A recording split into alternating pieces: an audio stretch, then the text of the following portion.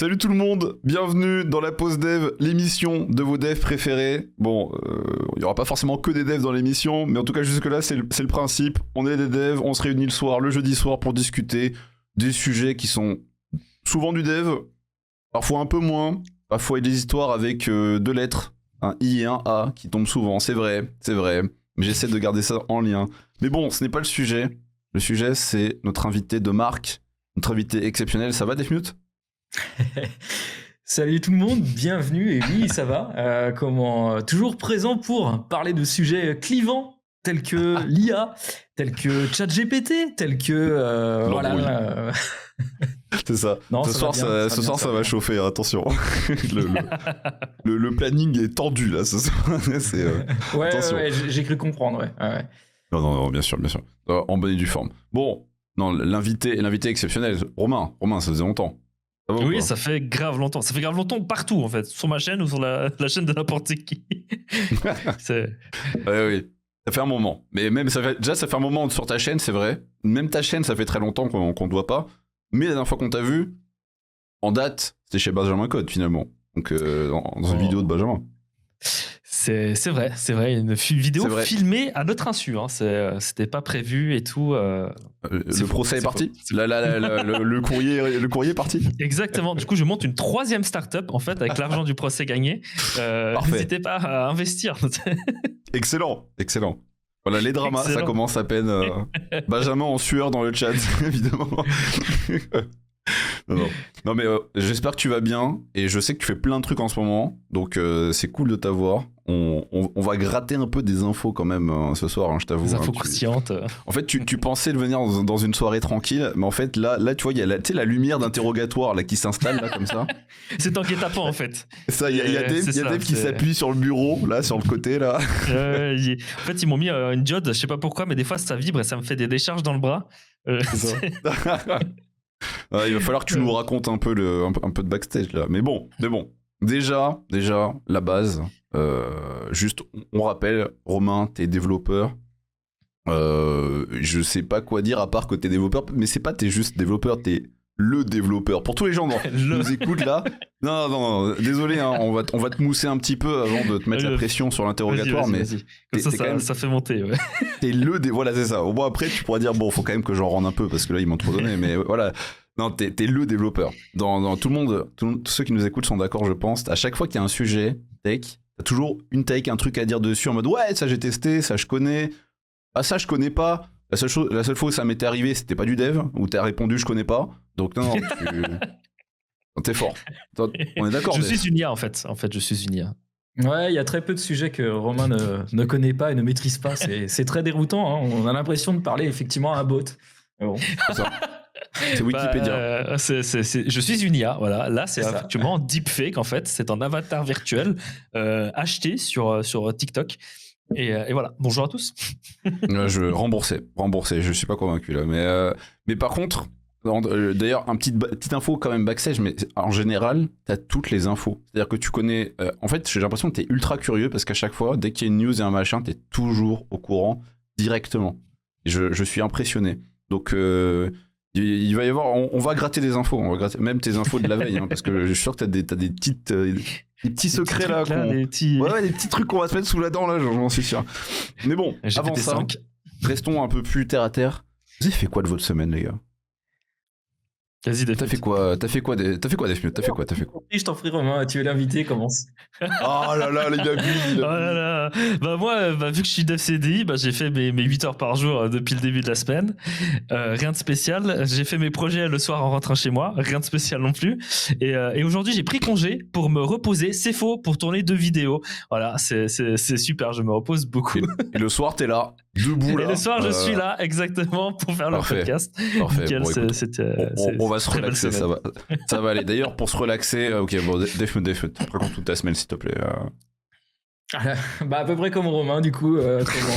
J'en peux plus. Boulot, code, sport, voilà. Et dodo, il faut pas oublier. Ça se résume à ça. Oui, mais il y a quoi comme projet ? C'est quoi les bails ? Les projets, juste boulot. C'est quoi cette vie chiante ? Non, mais les projets alors boulot, il y a une case. Les projets pro, je peux pas trop en parler non plus, mais. Non, pas tes projets pro pour des clients, je veux dire, mais tes projets projet plus perso. Non, il y a rien de plus pour le moment dans le. Il y a rien de plus. Ouais, Streamboard, il y a eu des débouchés, ça se. Il y a des avancées. Il y a surtout un peu de rage sur des librairies que j'utilise. Parfait, c'est ça qu'on veut. Sur le fait que, à mon avis, voilà, je vais jeter certains trucs un peu à la poubelle parce que ça a tendance à un peu m'agacer de voir que des trucs totalement normalement, on va dire totalement qui devraient être logiques ne le sont pas et ça m'agace. Voilà. Donc quand je relancerai un live, je viendrai râler, soyez présents. C'est dit. J'ai hâte. On a l'info. 200 viewers. Voilà, c'est ça, ouais, ça va être le meilleur live de le meilleur live de ta vie. Exactement, ouais. Je vais tout donner. T'annonces le drama, là, c'est bon. Exactement. Ok, donc ça part directement là-dessus. Question, les gars. Est-ce que, enfin d'ailleurs, et aussi le chat au passage, mais est-ce que vous avez vu, puisqu'on part directement sur de l'actu, hein, j'ai pas le temps, je vais pas vous raconter ma vie, je stream tous les jours, hein, vous voulez la connaître, vous venez tous les jours sur mes lives, voilà, la petite pub est calée, hop là. Est-ce que vous avez vu le nouveau logo de Deezer? Oh là là.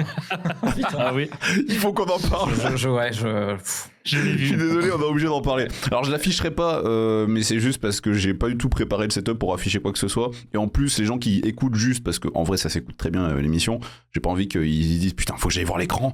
Donc vous allez savoir, c'est très simple, c'est un cœur. Voilà.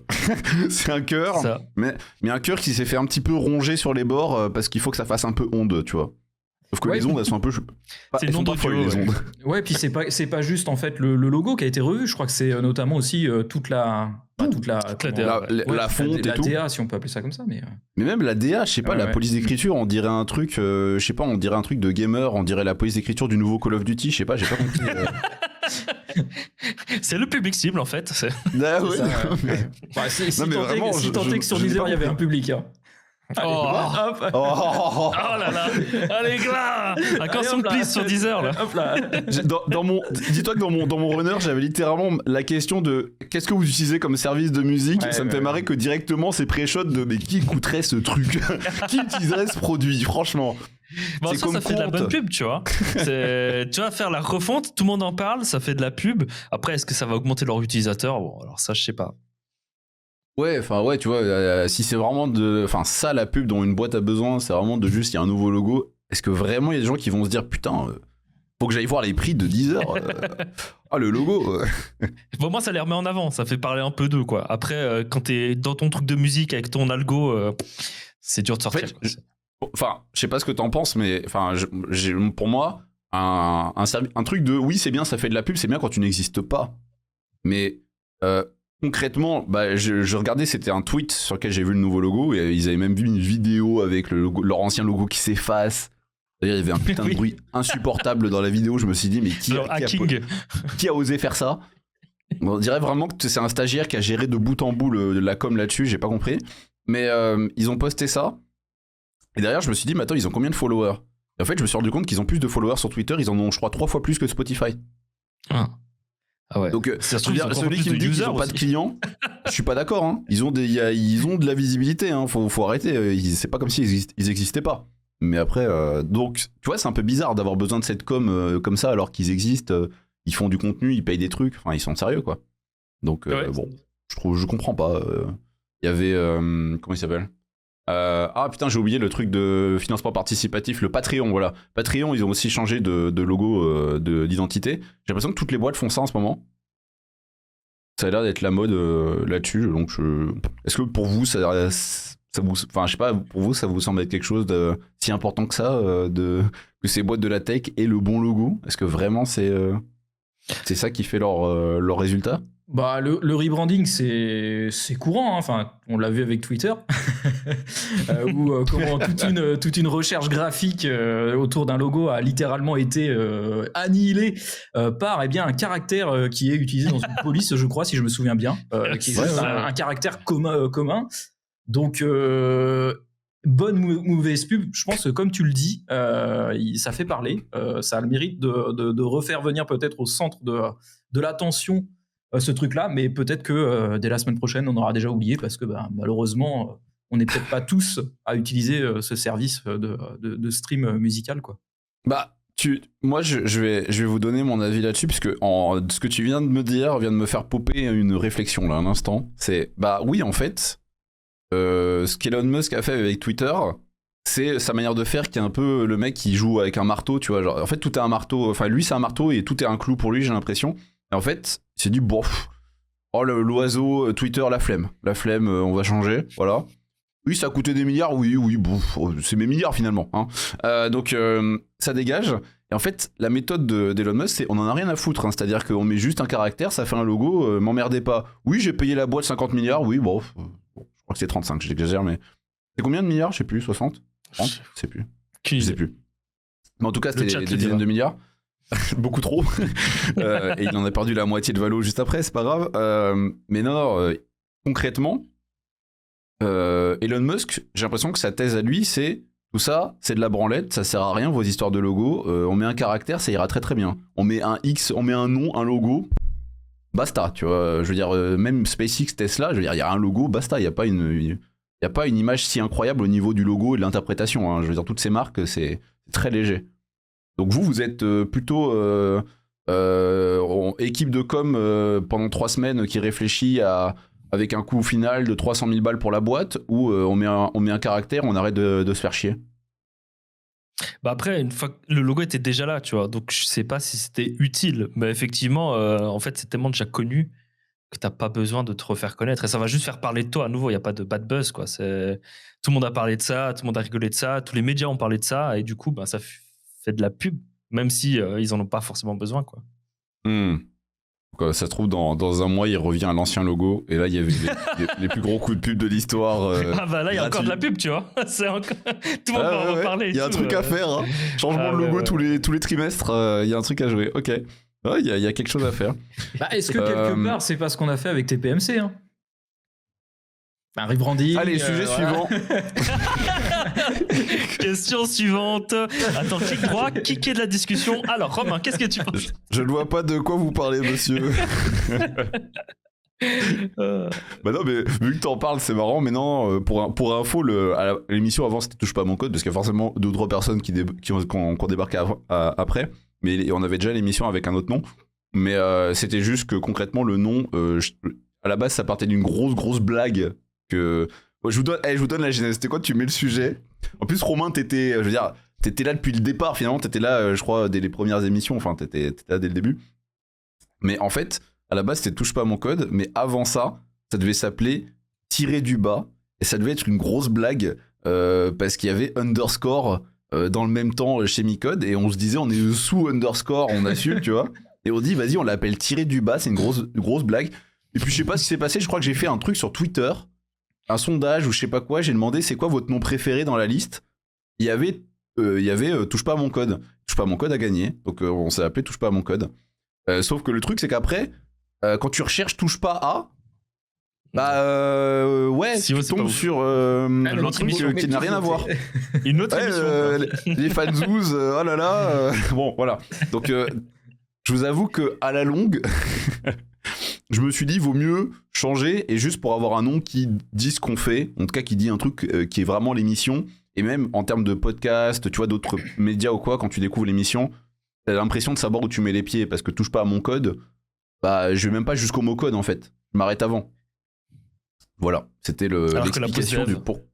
Voilà, la pause dev, là au moins tu vois, bon, y a pas. Ça sonne bien en plus. C'est simple. C'est simple. Et d'ailleurs, je précise maintenant au cas où, tu vois, parce qu'un jour ça va arriver qu'on va me faire chier avec ça. Si jamais vous remarquez qu'à un moment donné, je mets la pause dev par Silver le dev, c'est pas que j'ai pris un melon monumental depuis le temps, c'est qu'en fait, les gens cherchent ton nom, vu que je stream tous les jours avec mon nom, et ils peuvent tomber sur l'émission avec mon nom. Voilà, je précise au cas où. parce que moi-même, ça me fait chier de voir part avec mon nom. J'ai vraiment l'impression d'être à l'américaine. Tu sais, oui, c'est moi qui ai tout fait. Alors que bon, c'est comme le Tonight Show. C'est ça. Yeah, you know. Voilà, donc je préviens maintenant, je pré-shot. C'était pas de l'ego, c'était vraiment juste du marketing. Bon, allez. Sujet suivant. Je sais pas si vous avez vu passer, parce que c'est assez récent aussi, Graphic Art qui a fait un article sur Twitter en lien. Je sais pas si vous avez vu passer. Romain, t'as tout vu passer, t'inquiète pas, je me doute. Deathmute, tu vois, qui qui bossait, quoi. Si, j'ai vu des choses. Graphic si tu m'entends, faut que tu ailles consulter. Tu dis qu'il faut plus utiliser Vue.js, tu dis que tu veux arrêter que les gens consultent des tutos. Merde, arrête, stop. Allez, on t'invite, tu vas venir nous en parler, je pense. Oui, il y a un problème là, faut qu'on le chope la Graphic Art. Là, faut qu'on en parle là. Mais il a raison. Non, sans blague, moi je pense qu'il a raison et moi, en fait ça me fait plaisir que ce soit lui qui le dise parce que si c'est pas lui qui le dit. Tu vois, moi, si je dis ça pendant un live, on va me dire « Oh, mais Silver, t'en as pas marre avec tes trucs de start-upper, là, de machin, de produits, là, c'est bon, là. Qu'est-ce bien, que là, putain. Voilà, là, on est bien avec nos tutos. On est bien, là, va juste mitrailler les tutos, c'est très bien. » Et j'arrête pas de dire aux gens, faut faire attention à la manière d'apprendre et tout. Il y a des... Et c'est vrai qu'en plus, Graphic Art, dans le même temps, il a fait des années de contenu. Donc, tu peux vraiment passer 6 mois non-stop à regarder juste du tuto de Graphic Art non-stop. Et puis, à la fin des 6 mois, tu te dis « Bon... » Je vais faire un site et après tu repars sur les tutos. C'est déjà quoi le début là Alors j'ai pas lu l'article. Je sais pas si c'est parce qu'il a fait la conférence à l'A5Conf en fait, ça date de là. Et je sais pas s'il a juste paraphrasé ce qu'il a dit ou pas. Donc j'ai pas lu l'article, mais j'ai vu la conférence en tout cas. Bah il a synthétisé ce qu'il disait dans sa conf en fait, parce que bon. Parce que c'est un professionnel finalement, tout simplement. Mais il disait Whisper AI, voilà, il a demandé à ChatGPT de faire le résumé après, et puis c'était bon quoi. Non mais c'est vrai que maintenant tu peux faire du contenu par-dessus ça. Ah là là, les contenus TikTok qui vont partir. Nouvelle application qui va arriver, Clipminator. T'inquiète pas. Non mais tu sais, je vais faire une vidéo TikTok, je vais dire. Alors j'ai bien réfléchi, j'ai pensé à quelque chose vraiment, je sais pas d'où ça m'est venu. En fait, ce sera juste à condenser de son article. non mais en tout cas, je trouve que c'est important et c'est bien qu'il l'ait fait ce tweet et que ça fait que si demain on aborde ce genre de sujet, bah on aura la validation de Graphic Art qui est peut-être le créateur de 80% des tutos dev que vous verrez dans votre vie si vous regardez les tutos sur le dev en vidéo bien sûr. Vous avez la validation de sa part de oui bon calmez-vous sur les tutos. Faites vraiment du code et aidez-vous des tutos pour vous débloquer ou pour acquérir un truc précis, mais il faut pratiquer. Et ça, c'est important de le noter. De toute façon, je pense qu'on reparlera un peu de formation après, puisque Romain, j'ai souvenir de petites choses par rapport à ça te concernant. Allez hop. Faut qu'on en parle. Allez hop là. Allez, hop, ça me plante un petit couteau là, clac dans le dos là. Allez. Je sens l'aiguille qui se plante petit à petit là. Non, en vrai, t'as été prolifique. On va pas faire genre. On peut pas tout faire dans la vie. Mais c'est aussi pour dire. On attend. Moi aussi, j'attends, moi aussi. Mais avant de parler de toi, Romain, et Dieu sait que c'est vraiment tout ce qu'on veut savoir ce soir, mais il y a un sujet dont il faut qu'on parle. Defmute, tu sais de quel sujet c'est? Ouais. C'est l'annonce d'OpenAI, voilà. Et pas que d'ailleurs. Et pas que d'ailleurs. Il y a eu aussi l'annonce d'Elon Musk pour Grok. Non, ça, on n'en parlera pas. Bah, on pourrait si justement en parler parce que je sais pas si vous avez vu un petit peu comment Grok fonctionne. Elon Musk s'est amusé d'un tweet en disant oh lol tu peux demander comment faire de la drogue et ça te répond et puis à la fin ça te dit non mais faites pas de drogue, c'est pas bien. MDR. Bon voilà, encore une fois c'est de la com made by Musk, voilà, ça vaut ce que ça vaut, ça va faire couler de l'encre, voilà. Et c'est que de l'encre justement. Ouais. Pour l'instant c'est que de l'encre, c'est pour ça que ça j'ai pas spécialement envie. Enfin Musk en vrai je l'ai mentionné pendant un live, tu vois. Je veux dire le live était dédié à de la veille globale, donc là, le but de la pause D c'est pas forcément de forcer la veille, tu vois, genre c'est vraiment les trucs qui sont vraiment les plus intéressants. Et en vrai le truc de Musk, il a parlé, il y aura de l'IA. Bon, maintenant, est-ce que si ça finit en barde, c'est un peu osef, hein, honnêtement. Non, mais c'était extrêmement drôle de sa part de dire je veux faire de participer à un espèce de conglomérat de personnes pour dire faut pas trop que l'IA avance, etc. En fait, c'était juste le moyen de dire attendez nous les gars, on est en train de faire notre truc, vite, parce que sinon on va prendre du retard, quoi. C'était GG well play, quoi. Ouais, mais écoute, ils accélèrent un peu là, ils sentent que il commence à faire chaud, je pense. Ils commencent à le sentir. D'ailleurs, je crois qu'il y a même Samsung, il me semble. Vous me dites le chat, vous me faites checker. Il me semble qu'il y a Samsung qui sort aussi il me semble que c'est Samsung de mémoire, qui sort aussi son IA. Donc, bref, toutes les boîtes qui ont plus de 10 milliards en cash vont faire leur IA. Voilà, c'est tout ce qu'il y a. Donc, est-ce que vraiment on va toutes les mentionner ? Je pense qu'on mentionnera que celles qui seront à l'usage et qui vont vraiment sortir du lot, parce que sinon, on en aura une toutes les semaines, hein, littéralement. Mais maintenant, on va parler des trucs qui sont vraiment intéressants selon moi. Parce que le but, souvent, quand je parle de ces trucs-là, c'est que ça peut rentrer dans un workflow de dev. Sinon, j'en parlerai pas. Si c'est juste pour dire, bon, bah, génial, le chat GPT a rajouté, vous pouvez uploader une image dans le truc, honnêtement, je vais pas en parler parce que, en tant que dev, ça change rien à ta vie. Par contre, ce qui a changé, et j'étais surpris, j'en parlais dans mon live, c'est que on a le GPT-4 Turbo qui arrive en API. Je veux pas dire qui est arrivé, je veux dire qui arrive en API. Mais quand OpenAI dit que quelque chose arrive, pas Elon Musk, ça arrive. ça arrive assez rapidement. Donc on peut leur faire confiance là-dessus. Et puis ils ont parlé directement, il y a des interfaces qui ont changé sur GPT, on a accès à de nouvelles choses. Donc voilà, c'est réel. Donc GPT-4 Turbo qui arrive. Alors je vous donne les chiffres là comme ça, on va pas faire toute la review, d'accord, on va faire ça vite. Mais juste pour donner un peu une idée globale, on avait GPT-4 jusqu'ici, qui était limité sur le chat GPT à 8000 tokens, il me semble, maximum. Et donc je rappelle les tokens, je vous fais une métaphore très rapide. Vous voyez quand on a une discussion, et quand au bout de 10 secondes, tu suis plus la discussion, tu dis attends, tu peux répéter, j'ai pas tout suivi. Voilà. Bon bah ça c'est les tokens. C'est quand il n'y a plus de tokens, au bout d'un moment il y a la limite et on n'arrive plus à suivre. Bon bah GPT c'est un peu pareil. Bon bah ils ont fait x16 sur le max de tokens.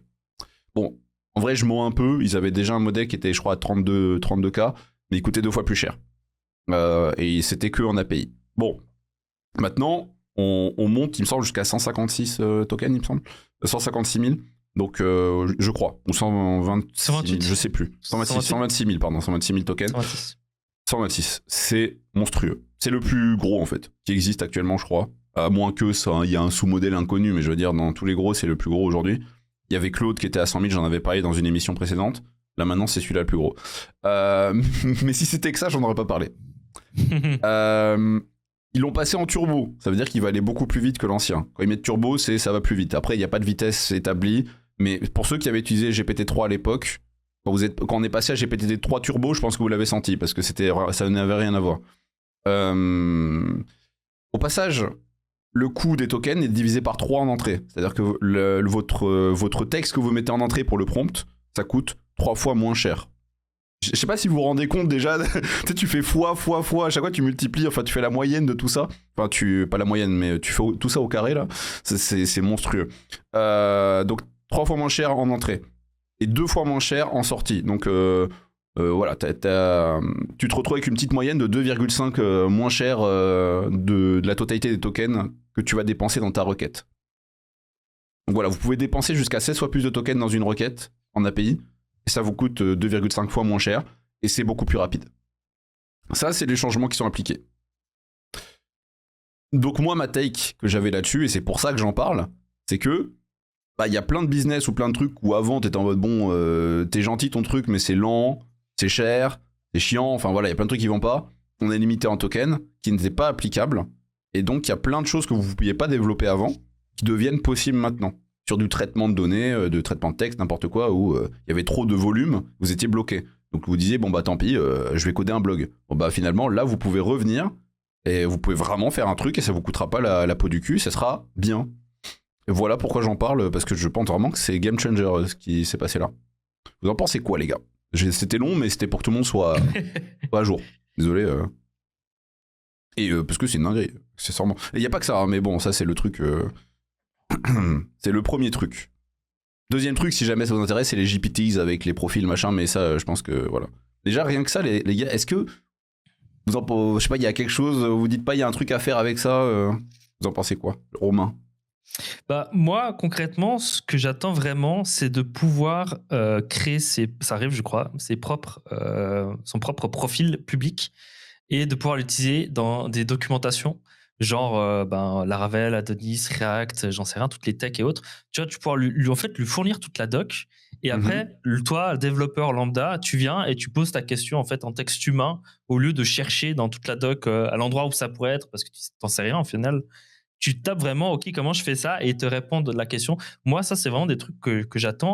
C'est quand c'est précis, tu vois. Genre, c'est vraiment souvent, en fait, un petit dataset qui est genre une doc ou même un bouquin, tu vois. Alors, je crois aussi que ça commence à exister où il y avait des plugins qui le font. Tu drops en PDF et en fait, tu peux poser des questions sur ce PDF et t'as pas le language model qui est monstrueux et rempli d'erreurs également. Tu as vraiment un truc très précis, très limité, et du coup, il serait beaucoup plus précis. Moi, ça c'est le truc que j'attendrais de l'IA. Après, là, le fait ça existe, ça vient de sortir. C'est le deuxième truc. Ah bah voilà, bah nickel, quoi. C'est le deuxième truc qui vient d'arriver avec, c'est les GPTs. Bon, on va l'appeler comme ça. Mais c'est le fait que tu as des modèles dans lesquels tu peux intégrer un espèce de profil de modèle. Donc, typiquement, je fais le modèle Romain Lanz. Et le modèle Romain Lanz, ce qu'il va faire, c'est qu'il va prendre tout ce que tu as dit. Je vais faire une base de données. Je vais mettre un méga Excel de la mort, tu vois, avec tout ce que tu as dit pendant je sais pas combien de temps. Je lui dis, écoute, il y a un prompt, un pré-prompt. Il va taper dans ce modèle-là. Je vais dire, tu vas chercher dans cette base de données. Et toutes tes réponses sont tirées de cette base de données-là et tu vas jouer avec. Et il va faire que ça. Et l'avantage avec ces profils-là, c'est que contrairement à avant où tu mettais un pré-prompt, mais je sais pas, au bout de ta conversation, tu sais, elle a duré 4 ou 5 messages. Ouais. Au bout du 5e, il a complètement oublié. Tu t'appelles comment? Bonjour. Voilà. Moi, c'est John Doe. Tu vois, il est complètement perdu. Bon, bah, si tu veux éviter que ça arrive, maintenant, grâce à ça, c'est possible. Puisqu'il va toujours avoir le pré-prompt qui sera toujours actif tout du long. Donc, il perdra jamais le fil de ce contexte-là. Et donc, tu peux avoir Romain Lanz copie comme ça. Et ça existe déjà. Enfin, c'est bien de sortir. C'est la deuxième dinguerie qui est sortie dans tout ça. Ça, c'est vraiment cool. J'avais vu des apps, mais c'était il y a fort longtemps, de gens qui s'étaient amusés justement à mettre genre tout le code civil, tu sais. Et tu pouvais poser tes questions. Du coup, ils te répondaient par rapport aux articles du code civil et tout ça. Et ça, vraiment, pour moi, ça va solutionner beaucoup de problèmes que les gens ont à chercher l'information, parce que l'information, elle va être délivrée à toi, et c'est vraiment sur un dataset petit. Donc, il va pas passer sur des milliards d'articles qui sont peut-être de mauvaise qualité. C'est vraiment un truc que tu as défini toi au début, et ça, vraiment, ça va être cool. Je vais jouer à Damirma, mais je vais redire un truc que je disais random dans mes lives à des moments. Mais moi, je vous fais Madame Irma dans un... Allez, je vais prendre un peu de largeur parce que faut pas oublier qu'on est encore au papier toilette aujourd'hui. Donc, je pense que les habitudes ont la vie dure. Donc, on va dire 1 à 3 ans. J'aurais dire 1 à 2, mais on va dire 1 à 3. Dans 1 à 3 ans, 80% des devs n'utiliseront plus une seule doc. Vous irez plus jamais dans une documentation vous-même. Ça n'arrivera quasiment plus. Enfin, vraiment, vous irez autant dans la doc directement dans 2 ans qu'aujourd'hui, vous allez voir le code dans le GitHub directement et vous allez voir la doc. Ouais, mais je pense aussi. Ça, c'est ma take. Mais d'ailleurs, je crois que l'outil Gitbook, pour ceux qui ne connaissent pas, ça permet d'écrire des docs via Git en ligne. Il me semble qu'ils ont commencé à intégrer une IA, justement, qui va chercher dans tout ton texte. Et franchement, pour moi, ça, c'est vraiment génial, quoi. Il est temps. Et je pense que effectivement que les gens iront plus, enfin ils iront voir la doc, mais d'une autre manière, tu vois. Ils vont plus feuilleter et chercher avec des CTRL F. Ils vont poser leurs questions et la doc qui a été écrite par le développeur avant va lui répondre exactement. Et ça, voilà, ça c'est trop bien ça. Oui, non, parce que attention que les gens se comprennent bien. C'est quand je dis il y a plus de doc, c'est juste en gros, faut vraiment. En fait, ce qu'il faut que vous voyez, c'est une comparaison avec Wikipédia et les bibliothèques, tu vois. C'est Dans le passé, tu voulais une info, t'allais à ta petite bibliothèque, là, tu t'organisais dans ta semaine, tu disais, alors attends, cette information-là, bon, je note, 3 jours après, je vais à ma bibliothèque, alors il faut que je trouve l'encyclo, ah, quelqu'un l'a pris, bon, je reviendrai la semaine prochaine, voilà. Bon, ça, c'était pour avoir ton information, tu vois, c'était chiant. Bon, bah, à un moment donné, après, on a eu Wikipédia, tu peux directement aller chercher dedans, voire même Google te donne l'info directement tirée de Wikipédia, bon, ça, c'est encore mieux. Et bah, pour les docs, c'est un peu pareil. C'est quand t'as un truc que tu recherches, tu vas dans la doc, tu vas chercher dans la doc, tu te dis ah non, c'est pas le bon endroit, ah non, c'est pas la bonne version. Bref, alors j'exagère, c'est pas toujours aussi chiant, mais pour ceux qui ont fait du FFmpeg, si vous avez déjà vu la doc de FFmpeg et vous l'avez déjà utilisée, bon appétit. Enfin, c'est retour en 2000, littéralement, et encore 2000, je suis gentil. C'est illisible. Bref, un agrégateur de doc. Pour moi, c'est quelque chose c'est impossible que ça ne devienne pas la norme parce que moi, j'aime pas me faire du mal. Vous aimez vous faire du mal, vous? Personnellement, non. Ça dépend de quel mal tu parles. Oui, c'est vrai. Intéressant. Non, on va pas se cacher. Il y a des docs qui sont faites avec le cul et même les bonnes docs bien faites, ça reste une horreur. En fait, quand toi tu connais, ça va, mais quand tu connais pas, chercher ce que tu dois chercher, t'as pas les termes. Toi, dans ta tête, tu marques ce que tu fais, mais tu sais pas comment ça s'appelle et autres. bah, c'est pratique de poser sa question en langage humain. Et c'est pour ça que ChatGPT est actuellement autant utilisé comme Doc ou comme Stack Overflow ou recherche Google, parce que il comprend en fait ce que tu lui dis alors que tu utilises des termes abstraits sans être techniquement correct, tu vois. Et, et il te répond en truc cohérent, même qui est peut-être faux, mais au moins c'est cohérent à ta question. Donc dès le moment où tu auras un dataset plus petit, eh ben, ça va être bangers. Voilà, bangers absolu. Bah, je te dis, écoute, imagine dans un monde parallèle que en off, tu vois, je pourrais travailler sur un truc comme ça, tu vois, ce serait possible, hein, sur ce dont je parle là, tu vois, ce serait tout à fait possible. Si tu veux, j'ai une documentation d'essai, si ça t'intéresse. Peut-être que j'ai déjà le domaine et le nom, peut-être que je te bosse déjà dessus, on sait pas. Peut-être que je sonde juste mes clients potentiels. Voilà, peut-être. Peut-être que là, actuellement, je me dis qu'il va falloir aller plus vite sur ce projet. Bah, franchement, je l'ai vu passer dans le chat. Si Algolia sort un truc comme ça, ils vont dominer le marché. Parce que actuellement, tous les projets open source utilisent Algolia parce que c'est gratuit. C'est gratuit. Si tu as un projet open source, tu peux avoir leur doc gratuitement et ils vont simplement scraper ton contenu pour faire leur recherche. Donc, s'ils te sortent en recherche pareille à intégrer leur truc et tu n'as rien besoin de toucher, c'est bangers. Ça va dominer le marché. Et du coup, il faut sortir très rapidement ton projet, Sylvain. Ok. Il y a des choses à faire. Bon, je suis content que quand je balance ce sujet, il y a pas tout le monde qui me dit oh bah vas-y on s'en fout, c'est nul machin. Ah non. Bah, en fait au fur et à mesure des années on a toujours essayé d'améliorer l'expérience utilisateur pour qu'il puisse avoir l'information le plus vite possible. C'est venu par au début tu disais on va aller dans des bibliothèques, après on a eu internet, après on a eu des recherches dans des PDF, tu peux rechercher dans le PDF des mots, après on a eu des recherches en ligne, après on a eu des recherches qui s'en foutaient que si t'écrivais faux le mot, et pour moi ça c'est le futur de la recherche en fait, c'est qu'il a les infos et tu lui poses des questions. On y vient tranquillement, c'est ça qui est beau. Mais bon, je dis tranquillement, même si il y a beaucoup de résistance à des moments, mais on va y arriver. On va y arriver. Vous accepterez le changement, ne vous inquiétez pas. Il arrivera. C'est un bon changement. Bah, non, il y a des gens pour qui c'est pas bon. Dis-toi, les gens ont du mal avec les habitudes, hein, je te jure. Il faut quand même, enfin, je le rappelle parce que ça me fait toujours rire, mais il faut se rappeler, tout le monde, que je vous donne un exemple type, mais c'est vraiment pour vous montrer à quel point on est objectif, nous les humains. C'est vous savez, on avait fait un test à l'aveugle Coca-Cola, Pepsi. À l'aveugle, attention, vous ne saviez pas lequel était le bon. Le Pepsi était jugé comme meilleur que Coca-Cola à l'aveugle.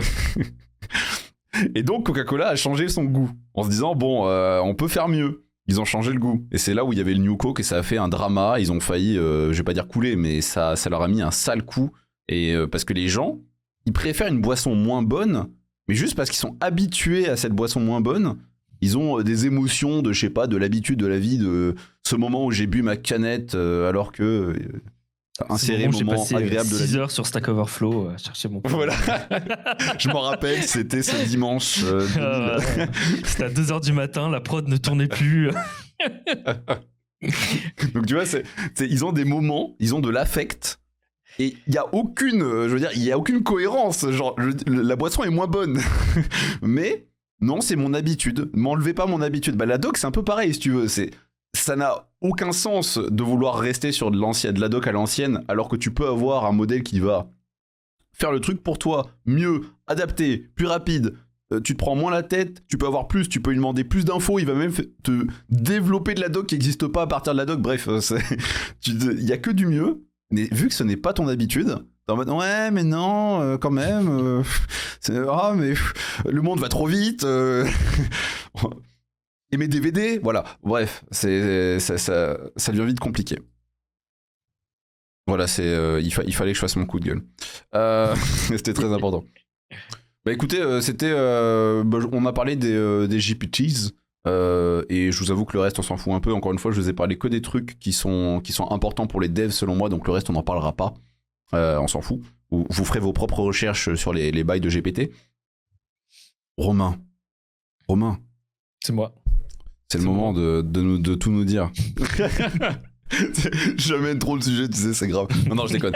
Non, par contre, Romain, il y a Streely, nouvelle version qui est sortie. Yes, Streely, on rappelle. Tu peux nous rappeler ce qu'est Streely? Je vais pas le faire à ta place. Bien sûr. Je parle beaucoup si trop vous ce soir. streamez et que vous avez envie d'avoir un joli chat ou plus dans l'avenir des jolis labels, des jolies informations sur le son qui est en train d'être joué, par exemple, et ben vous pouvez aller sur Streely.com qui est en fait un marketplace de thèmes graphiques pour vos overlays et acheter directement les thèmes. Et le grand avantage, c'est que vous n'avez rien besoin de faire. C'est vraiment une browser source. Vous cliquez en moins d'1 minute, c'est setup sur votre overlay et vous avez votre joli chat disponible. Il y a des thèmes gratuits, il y a des thèmes payants et faites-vous plaisir. C'est l'instant promo. Tu l'as bien travaillé avant le live, celle-là. Hein, putain, la vache. C'est impro complète. Comme d'hab. Ça, c'est ce qu'on appelle la passion, je pense. La passion. La passion. La passion. Et donc là, vous avez... Alors, pour l'historique, je vais essayer un peu de mettre d'historique là-dedans. Voilà, je me mouille. Vous avez sorti la V1 de Streely, il me semble, il y a à peu près un an, je dirais, en moyenne. C'est ça, autour d'un an, on va dire. Vous avez sorti la première version. J'avais fait le leak à l'époque. On s'en souvient. Ouais. Ah, je le remets moi-même sur la table. Ça nous a fait rire. Ça me fait toujours rire parce que c'est un leak qui n'a aucune conséquence, mais c'est toujours aussi drôle. Voilà. Clairement. Mais, et surtout, je note que Will m'avait quand même envoyé un autre lien. Il m'a quand même refait confiance derrière, c'est quand même gentil. Oui, mais parce que... Ouais.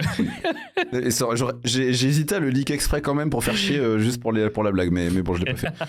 Je regrette un peu vu que le vrai lien était balancé juste après. Dommage, j'aurais dû le faire. mais non, toujours utile que vous avez fait la première version et vous avez fait une deuxième qui est sortie là plus récemment, et donc c'était il y a 2 semaines.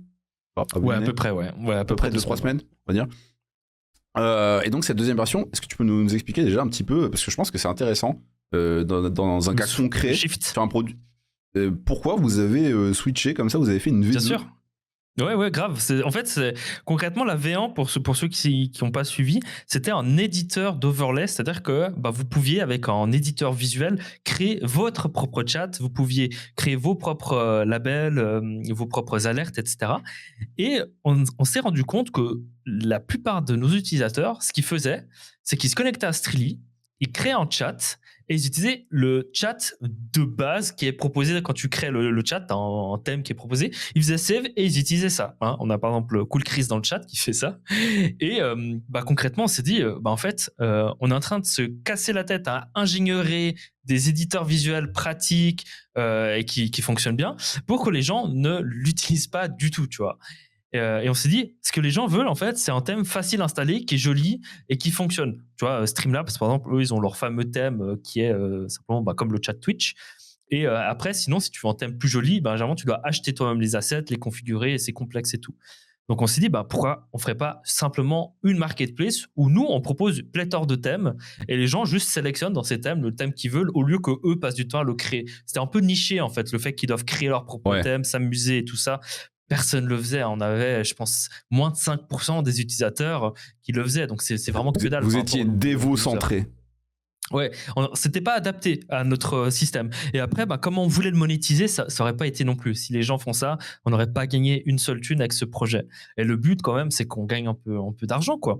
Et c'est pour ça qu'on s'est dit, bon, allez, on fait le shift. Et le shift, il s'est pas passé il y a si longtemps que ça. C'était genre fin de l'été, début août.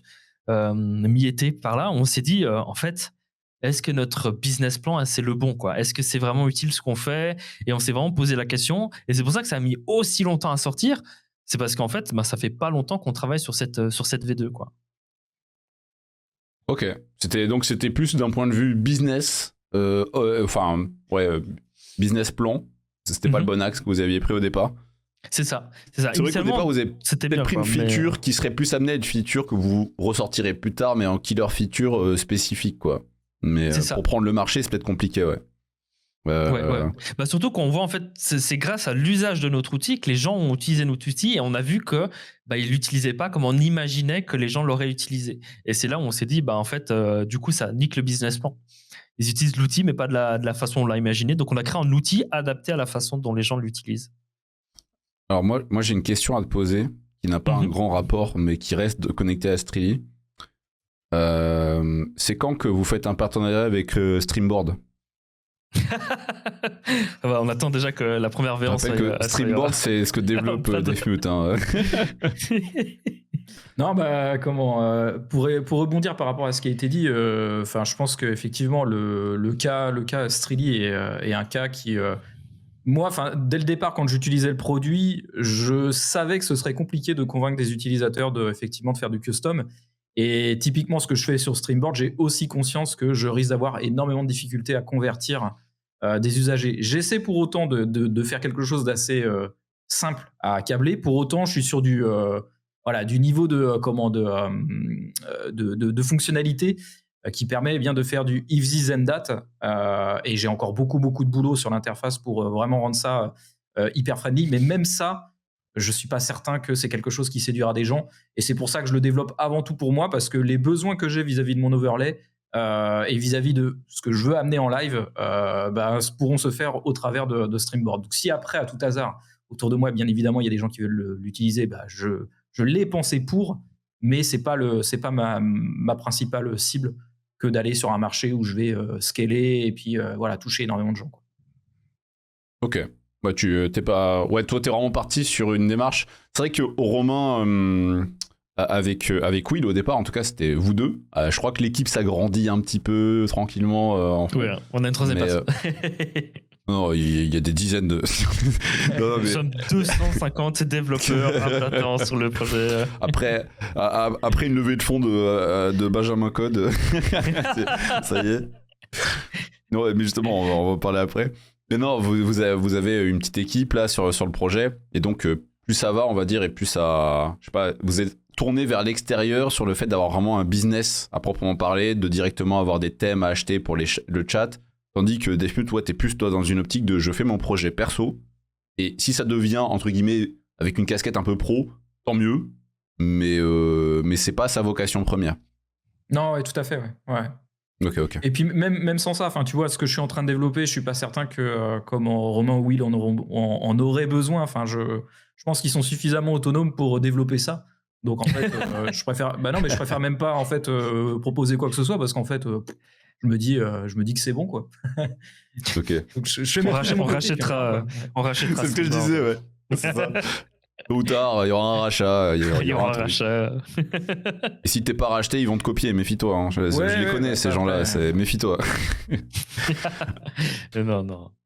Mais d'ailleurs, en parlant de serial entrepreneuriat, donc ouais, il y a Streely, vous faites une V2, et là, en parallèle, il se passe un truc. Il y a Benjamin Code, il arrête avec son ancienne boîte, de ce que j'ai compris. Enfin, je sais pas, j'ai pas tout le contexte, les dates et tout, mais en gros, il a du temps, il a du kiff. Là, il se dit, les gars, il y a une start-up là, j'ai envie de faire un truc. Venez, on fait une start-up. Est-ce que tu peux nous en parler? Donc, c'est en parallèle de ce que tu faisais. Et toi, c'est quoi ton rôle là-dedans? Est-ce que tu peux nous en parler un petit peu? Parce que pour être totalement honnête avec toi, j'ai pas pu tout suivre. Donc, ouais, pas de problème. Beaucoup de gens ont pas tout suivi, ce qui est normal en soi. Mais il y a un truc qu'il faut comprendre, c'est que c'est du fake, c'est du vent. Non, c'est pas du fake.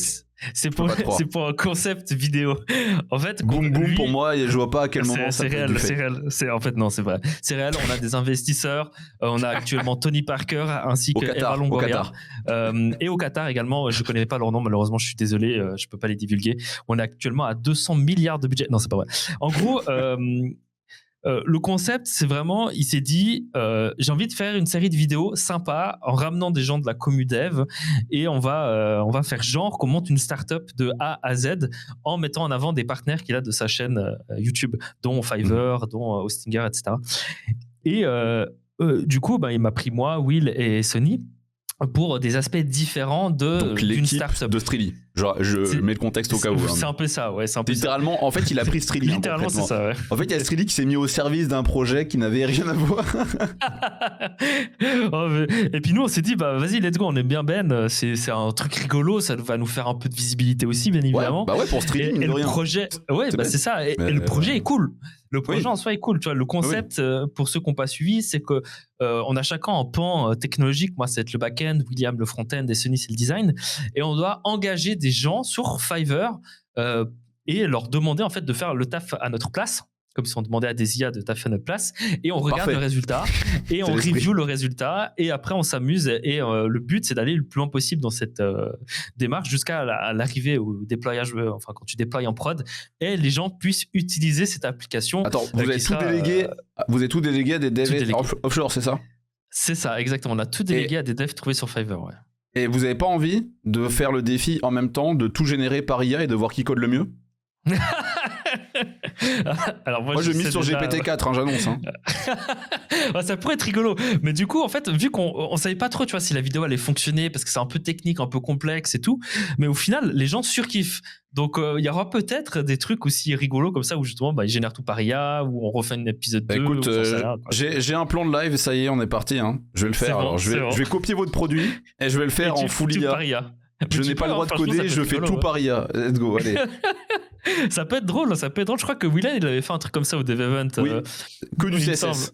Ouais, voilà, ouais. Willen, c'est à chaque fois que Benjamin Code met un... Oui, d'ailleurs, petit chill-out à Willen. Willen, tu nous manques d'ailleurs, qui était là sur la première de Touche pas à mon code, première émission. Willen, c'est le spécialiste quand Benjamin Code met un défi avec du design, avec de l'intégration, n'importe quoi. Willen, il fait le truc où il y a du JS, mais sans JS. Mais genre, des trucs ultra poussés, et tu vois le code, et tu te dis, mais c'est un extraterrestre qui a écrit ce CSS, enfin ce CSS, excusez-moi, ce SAS, enfin ce SCSS, mais il te met de l'algo de partout. Et tu te dis, ah mais c'est à ça que servait le SCSS depuis toutes ces années. Parce que tu utilises à 10% des possibilités, et lui, il te les exploite à 100%. Bref, c'est incroyable. C'est une dinguerie. Ouais, et à chaque fois, c'est une dinguerie. C'est une masterclass. À chaque fois qu'il fait ce défi, tu vas voir son projet et tu apprends 2-3 trucs. Parce qu'en fait, il y a toujours un truc qu'il a utilisé qui date d'il y a 1 mois et demi, qui pouvait pas exister avant, et il l'exploite dans le projet. Je vous conseille vraiment d'aller voir à chaque fois quand il a réalisé ses défis, il y a des trucs à apprendre. C'est ça. Et c'est vraiment c'est le boss du CSS pour moi. C'est magnifique. Mais donc, avec Benjamin Code, vous avez ce défi-là. Ça va durer combien de temps? Et toi déjà, attends, juste pour rappel, toi dans tout ça, tu fais quoi concrètement? Ouais, alors concrètement, ça sera une série de 5 ou 6 vidéos. Il va peut-être prolonger s'il voit que ça marche vraiment bien, parce qu'il y a des pans. Pour moi, c'est vraiment, il a fixé que les pans technologiques. Après, il y a aussi le plan légal, communication, marketing, tout ça, tu vois, qu'il aimerait aussi peut-être parler de ça dans ses vidéos, donc il verra. Et concrètement, moi, mon rôle là-dedans, j'ai été nommé CTO de cette fausse startup du nom de Boom Boom. Et je dois m'occuper de... Je vais créer Bam Bam. Bam Bam. Je vais m'occuper de tout ce qui est du back, donc boom boom back, tu vois, ça fait un peu rythme de chanson, et du déploiement du logiciel. Donc le déploiement, là, on n'a pas payé en freelance sur Fiverr et autres, on le fait vraiment nous-mêmes de A à Z. Mais concrètement, le but, c'est que moi, je cherche quelqu'un sur Fiverr, je trouve une personne, je fais passer, entre guillemets, je lui pose des questions et tout, pour choisir la bonne personne, puis je lui donne un brief, il se débrouille, il me retourne du code. Moi, soit je dis c'est très bien, nickel, parfait, soit je lui demande 2-3 modifications. Et mon rôle, c'est juste de m'assurer que ce qu'il m'a fourni est suffisant pour que le projet suivant puisse fonctionner. Tu vois, le design va s'assurer que c'est suffisant pour que la personne puisse intégrer. Moi, je dois m'assurer que c'est suffisant pour que le front puisse être créé et que l'application fonctionne au final. Et c'est vraiment ça. On n'a pas vraiment le droit de toucher, de tout changer et autres dans le code. Ouais, t'es vraiment CTO, quoi. Ouais, voilà. C'est vraiment engager des gens. Et je les laisse gérer, quoi. Juste qu'ils flinguent pas le produit. c'est à peu près tout, quoi. Ouais, c'est ça, en fait. En fait, que le truc, il soit optimisé avec le cul et que ça prenne 3 secondes à faire un truc, moi, je m'en fous. Tant que ça fonctionne, c'est bon, tu vois. J'envoie en prod. Ok. Et vous allez faire bosser quel pays sur cette histoire, là? Ah bah ça, il faut voir les vidéos pour le savoir. Ah merde, putain, j'espérais un spoil, tu vois, le truc de merde. Pas de leak. Ah là là. Bon, il y a déjà les 2 premiers épisodes qui sont sortis. Le prochain sortira certainement lundi ou mardi. Donc, vous aurez déjà le design et le back comme ça. Tu vois, il y a beaucoup de gens qui pensaient que c'était vrai le projet. Hein. Là, tu viens de... Ça se trouve, tu viens de niquer un truc. Tout détruire. Tout le monde y croyait, là. Et t'as brisé les rêves de plein de développeurs qui se disaient... C'est donc ça de faire une vraie startup. Moi aussi, je suis inspiré. Je vais faire ma vraie startup maintenant. C'est fou en fait quand tu lis les commentaires de la vidéo YouTube, il y a vraiment je pense plus de la moitié qui a pris ça premier degré. Genre vraiment, on monte une startup, c'est réel, on va se lancer, ce qui est un concept un peu bizarre d'engager des gens sur Fiverr pour faire ton code, mais pourquoi pas, hein. Et ce qui est horrible, c'est qu'après, il a dû encore, sur Underscore, parce qu'il est passé sur Underscore le lendemain, préciser que c'est fake, et il a reprécisé que c'était fake dans la vidéo du design, et on reprécise que c'est fake dans la vidéo du back-end, mais les gens continuent de penser que c'est premier degré, c'est réel, on monte une startup, et on nous donne des conseils en mode ouais, j'ai vu ta vidéo là, tu devrais contacter cet avocat, en fait il pourra t'aider, ou t'as des gens qui te disent je pense pas que le projet va marcher, en fait il y a déjà trop de personnes sur le marché d'applications de rencontres, tu devrais essayer de faire ci ça, et bah nous ça nous fait rire, mais en même temps c'est fou quoi, parce qu'on avait l'impression que c'était clair dès le début que c'était du fake quoi. Écoute, je pense que vous allez faire une fatale bazooka, et en fait dans un an ça va fonctionner. Finalement Streely c'était pas si sérieux. Par contre Boom Boom là il y avait un vrai projet là il y avait un vrai truc. Je pense que il y a une startup qui serait là-dessus, hein. C'est fun, tu vois, c'est fun, et puis au final ça marchera pas comme on sait dans l'état actuel, mais c'est rigolo quoi, ça nous hype aussi un peu que les gens soient si motivés que ça et prennent ça premier degré quoi. Attends, on a Will qui nous dit le jour où je suis premier degré dans... Donc Will, hein, qui est ton co-founder. Bien sûr. Le jour où le PDG CEO of Streely, qui dit le jour où je suis premier degré dans une startup qui s'appelle Boom Boom, c'est que la paye est astronomique. Ah ouais, stratosphérique, je dirais. Hein, ouais, quelle horreur. Mais ouais, c'est très drôle. Nous, ça nous fait rire. En tout cas, ça nous fait rire, quoi. Je vous trouve très très dur de pas assumer le Boom Boom. Moi, je trouve qu'il y a vraiment un truc. En fait, c'était réel. Et puis on s'est dit non. Selon ce qui se passe, je vais vraiment prendre le truc au mot. Je vais vraiment consacrer quelques lives au fait de développer un concurrent officiel. Par contre, il faut vraiment falloir que je trouve un nom qui... Alors, c'est peut-être Bim Bam Boom à faire, on va voir. Mais il y a un truc à développer pour concurrencer ce produit, parce que si c'est fait en offshore, c'est inacceptable. Je dois prouver que GPT peut faire mieux. Donc je me dois d'avoir un truc 100% développé par IA. Tu vas l'appeler Boom Boom avec que des O en fait. B-O-M, B-O-M, tu vois. Ça c'est bon. Oh putain. Et d'ailleurs, tu l'as expliqué le concept de Boom Boom ou pas? Là, non, alors le concept de Boom Boom, concept, ouais, c'est en gros concrètement vous allez vous inscrire via une collection Spotify, et là nous on va récupérer vos préférences musicales. Et via ces préférences musicales, le but, c'est de matcher avec une personne avec ses préférences musicales. Donc, au lieu de voir la photo de la personne, une description ou autre, vous allez d'abord commencer par voir les musiques que cette personne écoute. Et à la fin, toute fin, vous aurez la photo de la personne et une petite description. Et normalement, juste avec la musique, vous devriez déjà savoir si vous avez envie de matcher ou pas, quoi. Donc, c'est plutôt on match via centre d'intérêt qui est la musique que matcher juste sur le physique comme Tinder, Grindr et toutes ces applications de rencontres. Et voilà, c'est tout aussi con que ça, hein. C'est un Tinder mais musical, quoi. C'est dans l'air du temps les apps de rencontre là. Je sais pas si vous avez justement un peu entendu ce qui s'est passé là avec une influenceuse qui a fait la promotion d'une app de rencontre pour des collégiens. Et ça elle a pas mangé les datas là. Ouais, ça fait un putain de drama parce que, c'est. Et derrière, du coup, j'ai un peu observé sur Twitter ce drama. Et il se trouve qu'en fait, le développeur qui a fait ça, c'est un tissu de choses qui n'existent pas, des sociétés en fait qui sont citées mais qui ne sont pas enregistrées et tout. Et donc ça a fait effectivement un grand bruit, quoi. Ouais, surtout le problème, c'est que c'était pas vérifié, donc tu pouvais être un mec de 52 ans qui est intéressé dans les enfants, et tu t'inscris dessus et tu discutes avec des petits enfants et tout. Et là, je crois que tu pouvais t'inscrire à partir de 12 ans ou 8 ans, je sais plus. C'était 11 ans je crois, minimum. Ouais, voilà, donc c'est une dinguerie en fait. C'est un nid à des choses qu'on ne peut pas dire. Voilà, quelqu'un l'a dit dans le chat. Un développeur qui doit dormir avec un imperméable. Alors, ok. Ça sera coupé au montage. Hein. Ah non. La blague me fait trop rire. Oh, il y a Bernard qui s'est inscrit dessus. Oh là là. Allez, next, changement de sujet. Non mais t'imagines au boulot, tu sais, Moi, je vois pas le problème, je suis inscrit dessus. Oh là là là là. Roger. C'est une dinguerie, mais en plus, il y avait plein de problèmes de leak de À quel moment ça existe trucs, À quel moment ça a pu être créé en fait C'est même ça que je comprends pas, c'est comment ça a pu passer. Bah en fait, ça partait certainement d'une bonne intention de se dire vas-y, on va rassembler les communautés et tout, mais c'était mal pensé en fait. C'est tout con, hein. Mais tu peux voir les gens qui sont inscrits dans ton école. Tu peux savoir, genre, cette personne-là, elle a tel âge, elle est inscrite dans cette école sans même être amie avec cette personne. C'est une dinguerie monumentale. Je crois que ça reprenait déjà. Ouais, il me semble que ça reprenait déjà le concept d'une application qui existait, quoi. Mais sauf que peut-être que légalement, cette application était peut-être mieux encadrée que ce que celle-ci l'est. Et le vrai problème derrière aussi, c'est que l'influenceuse qui en a fait la promotion, enfin, elle, en gros, enfin, c'est une personne qui soi-disant défend un petit peu le côté harcèlement, mais au final, se retrouve à faire entre guillemets la promotion d'une application qui est hyper douteuse.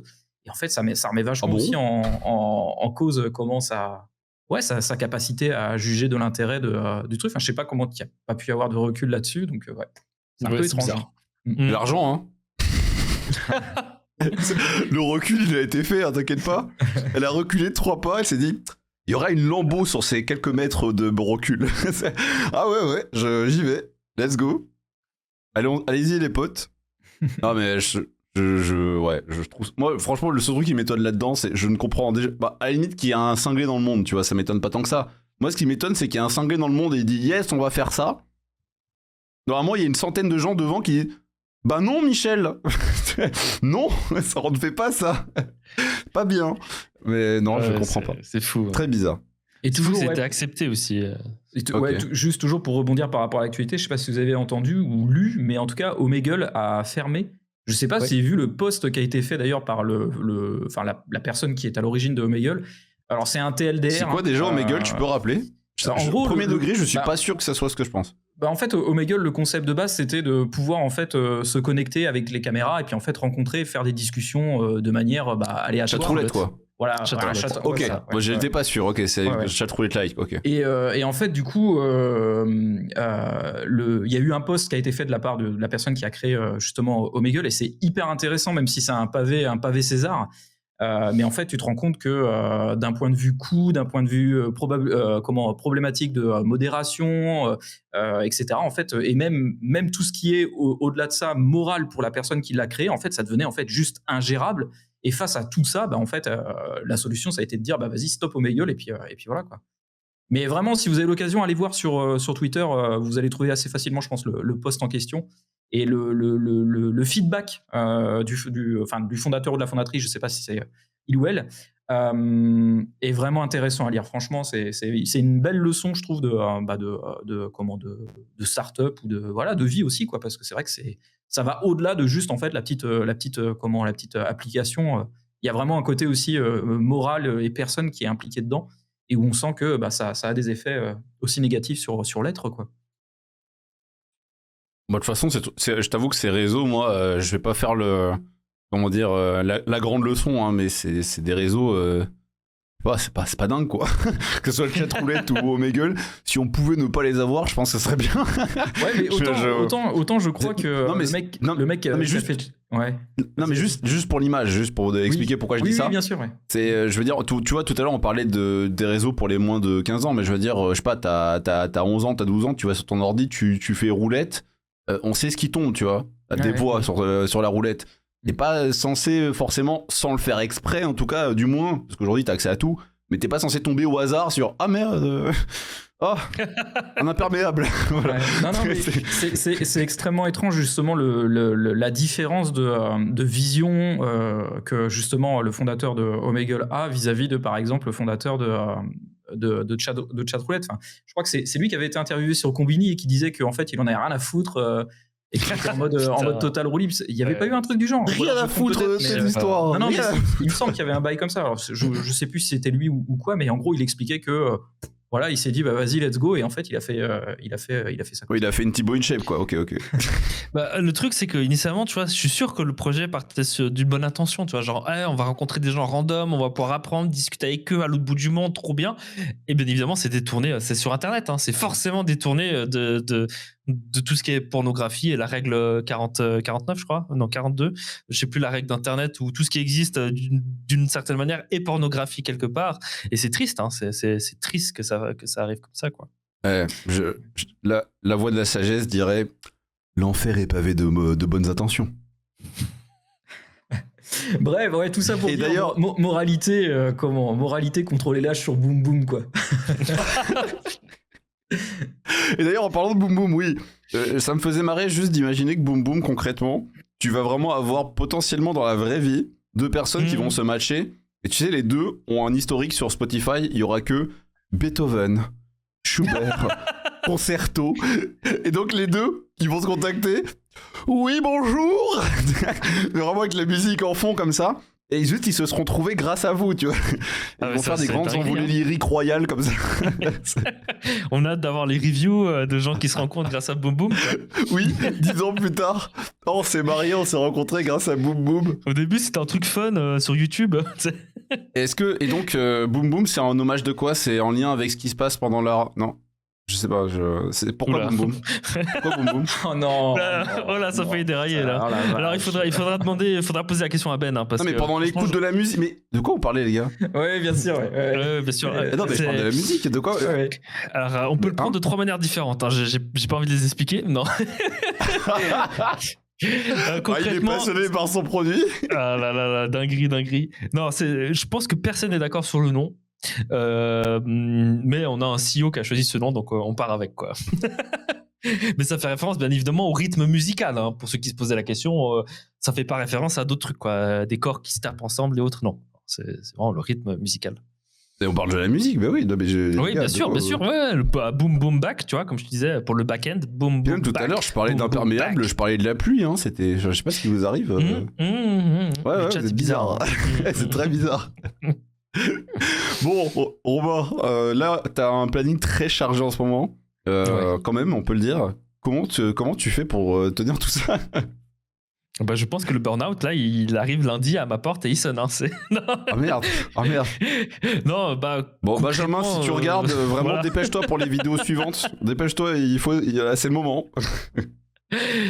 Non, j'ai pas de secret, hein. Je bois beaucoup d'eau, voilà, ça c'est un bon tip, ça. Boire de l'eau, franchement, je bois de l'eau. Manger bien aussi, manger sain, manger sain, buvez de l'eau et dormez, quoi. C'est les meilleurs trucs à faire, quoi. Donc concrètement, je bosse 20 heures par jour, je bois de l'eau. Voilà, je suis mort du matin au soir, quoi. C'est voilà. Yes, ça, mais il y a 2 startups. Et ça, c'est... Ouais, c'est ça. Il y a bientôt les millions. Mais on rappelle que t'as aussi un taf à côté, à plein temps, je veux dire. Ouais, c'est ça, ouais. Je suis en CDI à 100% et je fais du freelance aussi. Ouais. CDI plus 2 startups. Plus du freelance, c'est parfait. On est bon, on a fait le gâteau gagnant. Ouais. Let's go. Voilà, si vous pensiez que vous aviez des journées occupées, voilà, Romain, merci. Et en plus, il se permet de venir ici ce soir. c'est quand même fou. C'est quand même fou. C'est bien, c'est détente, je me pose, je discute avec des potes, c'est parfait. Ouais, mais je veux dire, t'aurais pu... Non, mais je t'imaginais pas en train de faire un Overwatch, tu vois, mais je t'imaginais cracher dans le lit, tu vois, actuellement. Oui, il aurait pu boire de l'eau encore en continu. Voilà, avec une bouteille d'eau là-bas. Ouais, tu vois, j'ai mon petit verre là, hop là. C'est bon. Ah bah non, mais respect de tenir tout ça. Et sinon, est-ce que t'as des projets de prévus? Parce que tu sais, moi je me rappelle d'un blog, je me rappelle de formations, je me rappelle de plein de projets qui ne sont pas des startups, hein, mais pour autant très intéressants. Ouais, bah c'est prévu de reprendre ça en stream bientôt, parce qu'il y a les streams aussi. Mais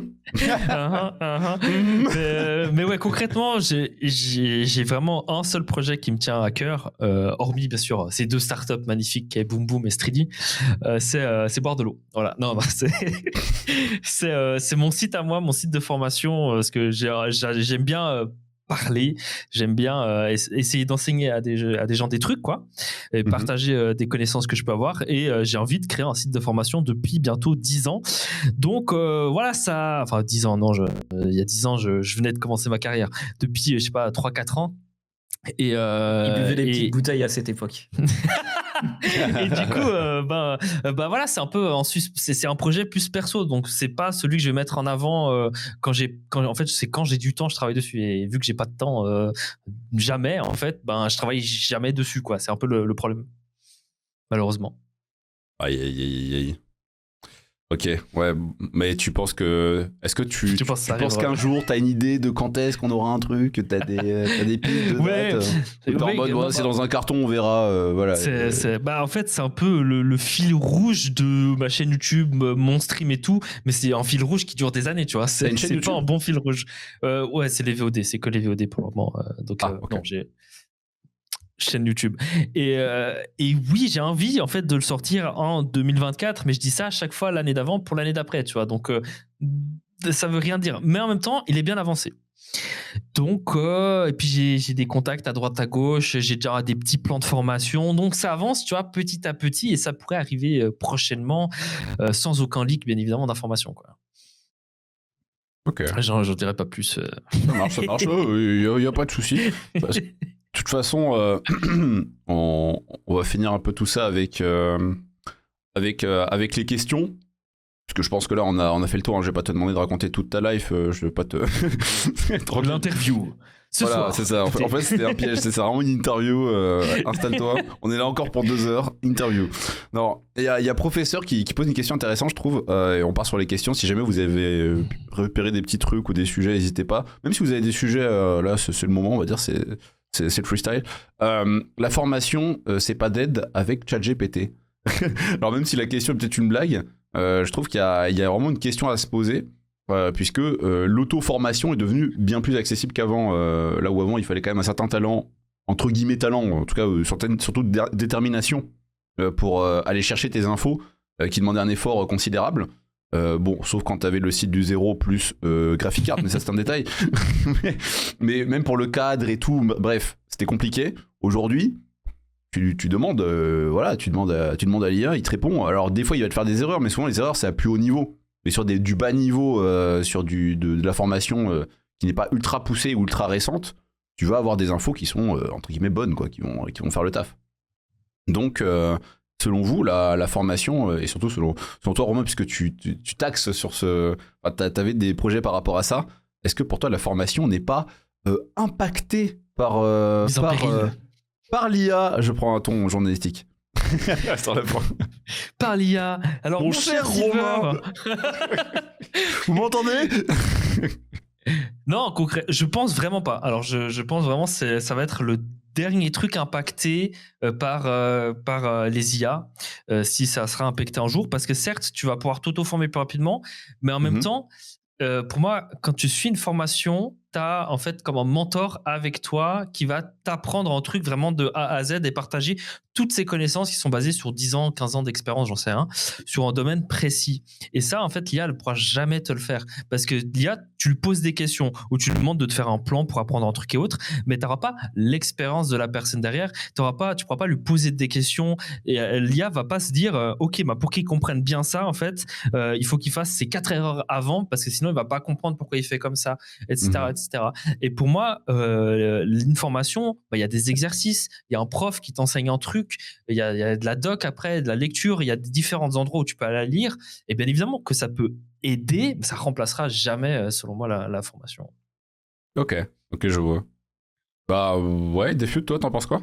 Ouais, je suis plus nuancé, dans le sens où à court terme, je pense que je rejoins effectivement ce que dit Romain, dans le sens où pour voir sur Twitch pas mal de personnes un petit peu utiliser les deux possibilités, à la fois du contenu tutoriel vidéo, à la fois aussi du chat GPT. Ce que je remarque, c'est que les gens, généralement, quand ils veulent lire, ils sont jamais en fait focus sur un seul truc.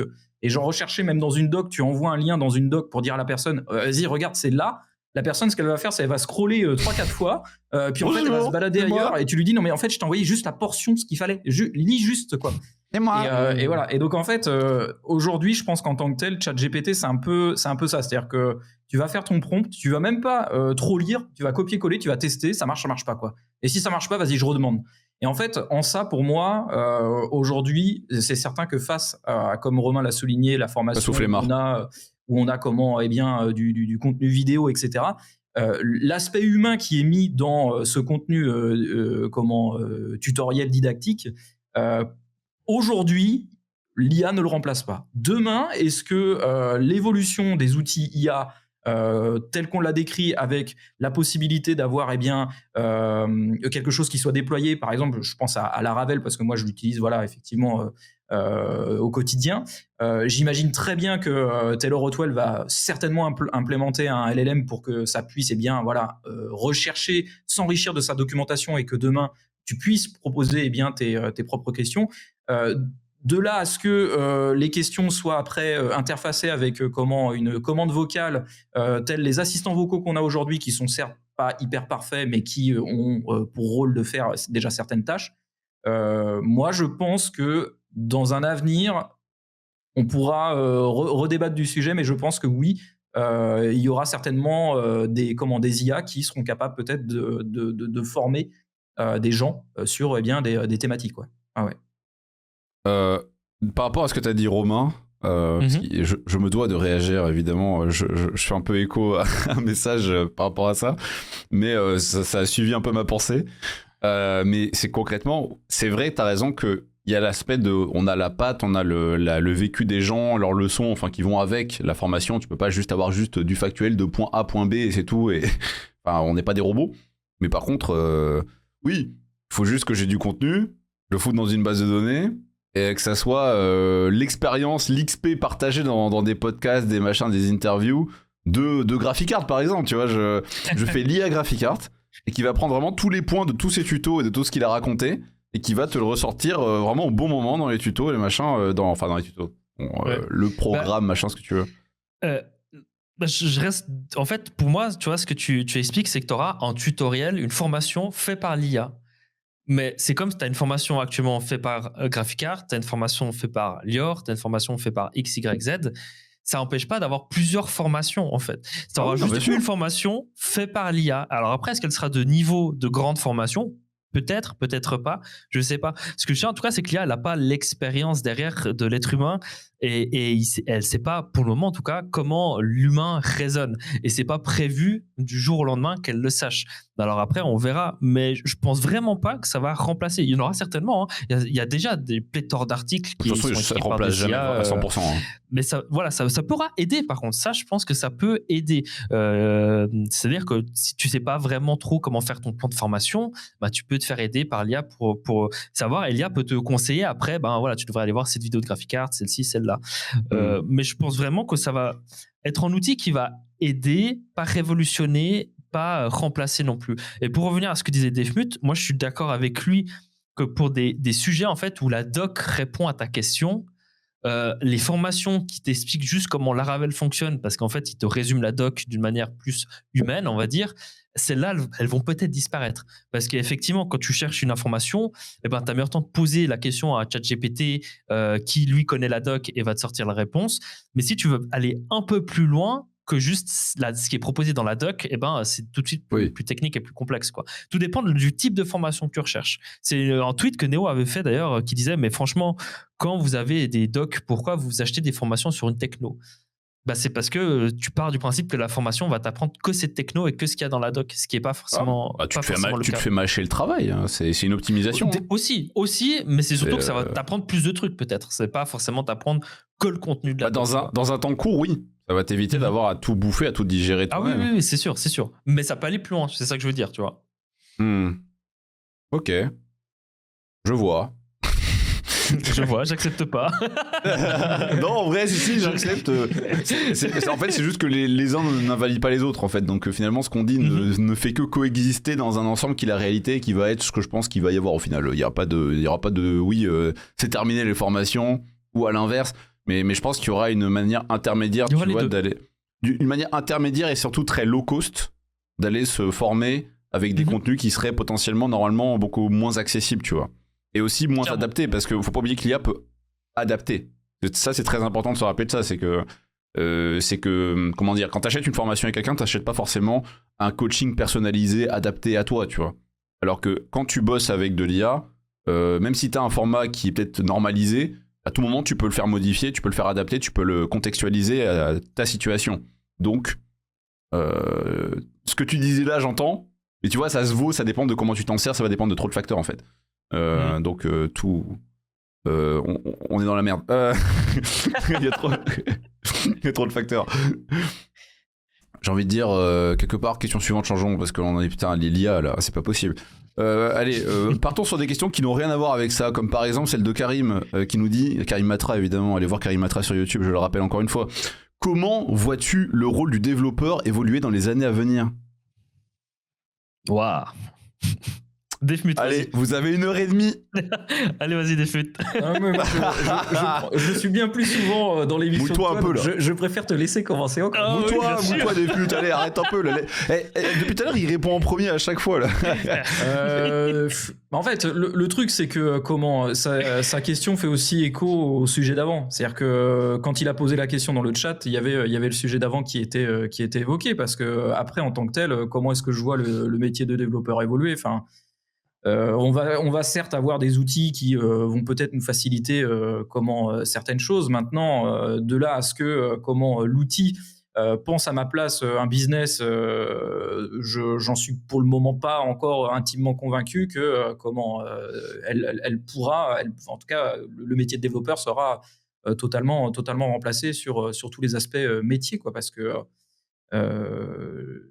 il y a tellement de choses dans un, et quand bien même on a un modèle de business, en fait, c'est pour moi c'est hyper subjectif, c'est-à-dire que en fait ça va dépendre de comment tu as une relation avec tes clients, etc. Et donc la conception du produit, je pense que humainement tu pourras pas remplacer la présence d'un, on va en dire entre guillemets, développeur dans le parcours, parce qu'il y aura toujours besoin d'une customisation un petit peu du produit pour que ça matche vraiment en fait aux besoins, quoi. Donc pour moi, je suis assez confiant sur ça. C'est sûr que nos outils vont certainement évoluer et on va avoir des ajouts de fonctionnalités qui vont nous aider au quotidien. Mais je suis pas plus inquiet que ça sur ça, quoi. Enfin, voilà. Moi, je suis très inquiet.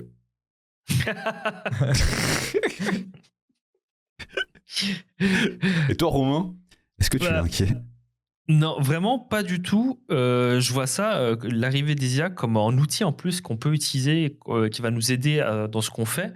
C'est un peu comme si tu disais, moi j'ai toujours tout codé moi-même en assembleur. Maintenant il y a le C++ qui arrive, ça me mâche le travail. Putain, on peut écrire de l'anglais presque, c'est nul à chier.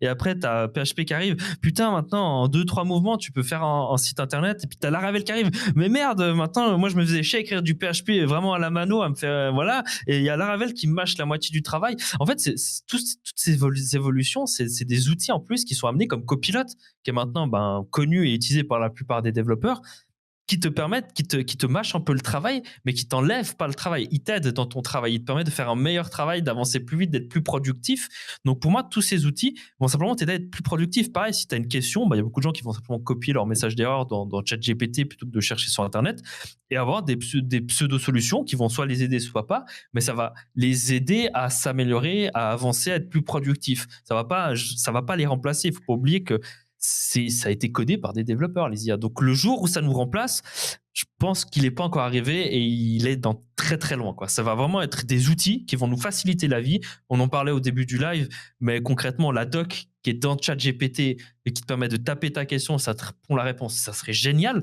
Et à nouveau, ça sera un outil qui t'aide dans ce que tu fais, mais qui va jamais te remplacer, quoi. Voilà, c'est mon avis.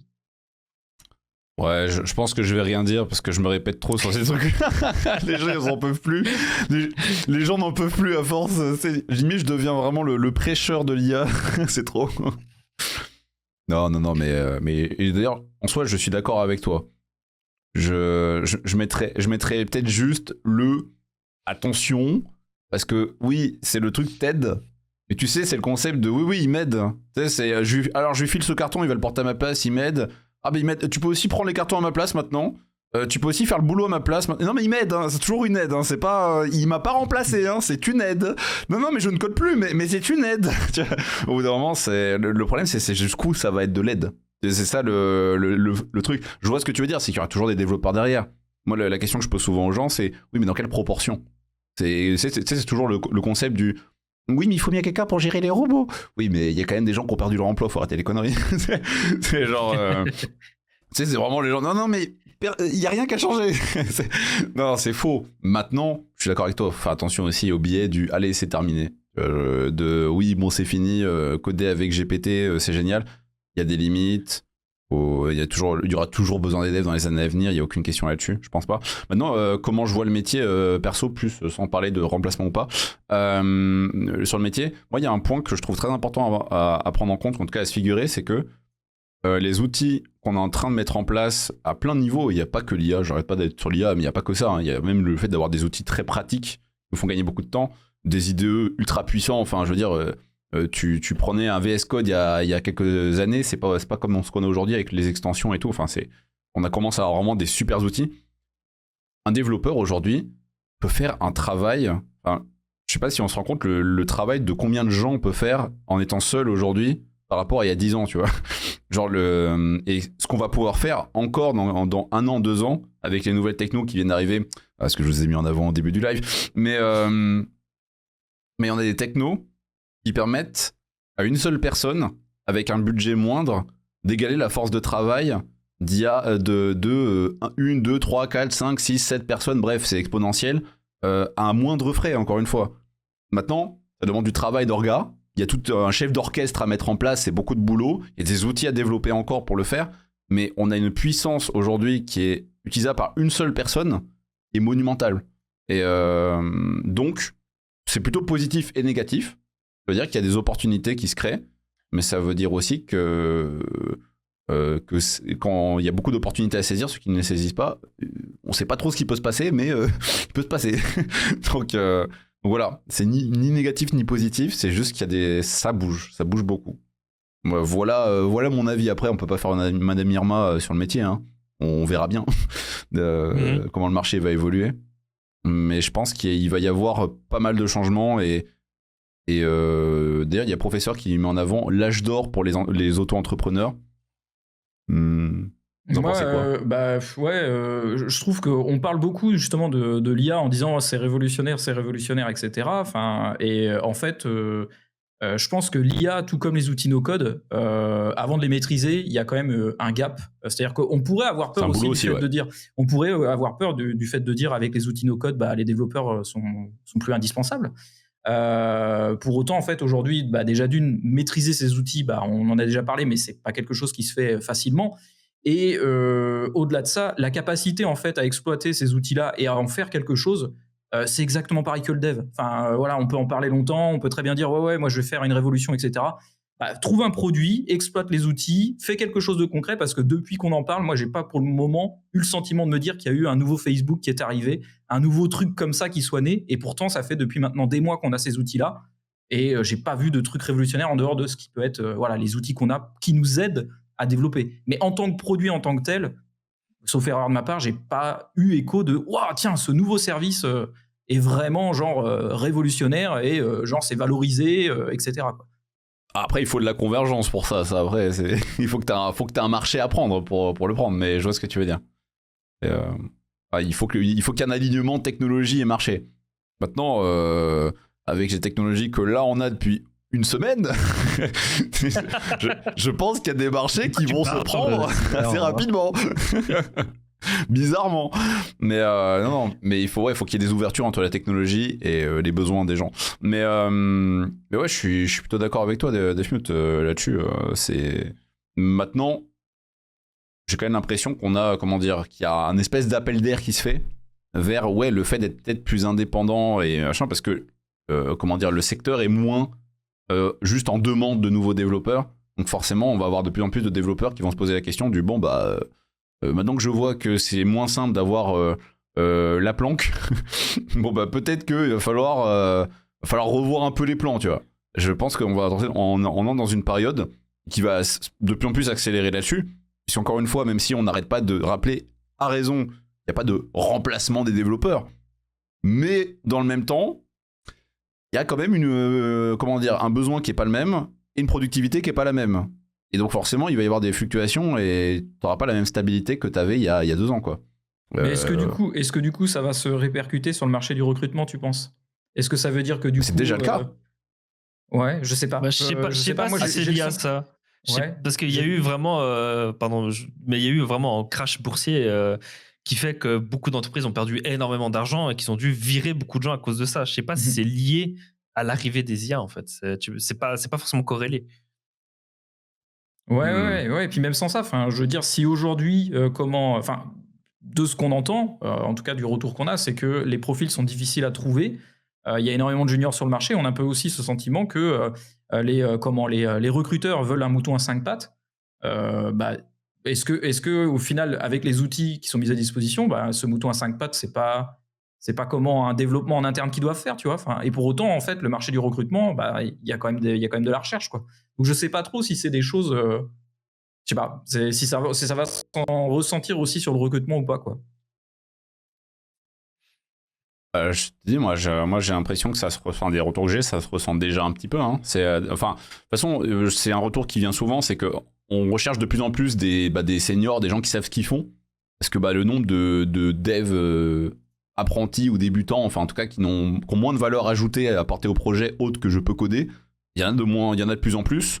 Par contre, des seniors qui vont vraiment avoir une valeur ajoutée, ceux-là, ils sont déjà bookés en fait.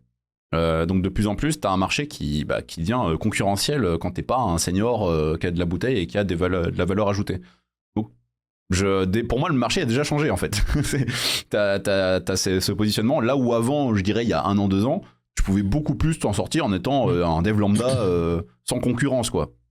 Juste le fait que tu sois développeur et que concrètement tu saches aligner 2 lignes de code, déjà il y avait des boîtes qui se disaient ah tiens c'est cool, parfait, c'est ton profil, tu sais coder, c'est ton profil, allez viens. Bon, c'est plus le cas, c'est plus le cas aujourd'hui. Cas, c'est mais je pense pas que je pense vraiment pas que c'est lié à l'IA. Je pense plus que c'est lié à l'essor des bootcamps où genre en 6 mois on te promet un job, en 6 mois tu vas être le meilleur développeur du monde.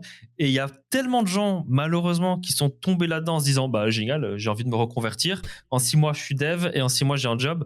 Alors que c'est faux, ils ont vendu du rêve ces formations et malheureusement on est effectivement inondé de juniors. Et c'est pas mauvais d'être junior, mais c'est juste que s'il y en a trop, il n'y a pas de senior pour enseigner à ces juniors, parce que le concept d'un junior c'est qu'il apprenne dans son métier avec des seniors dans la même boîte.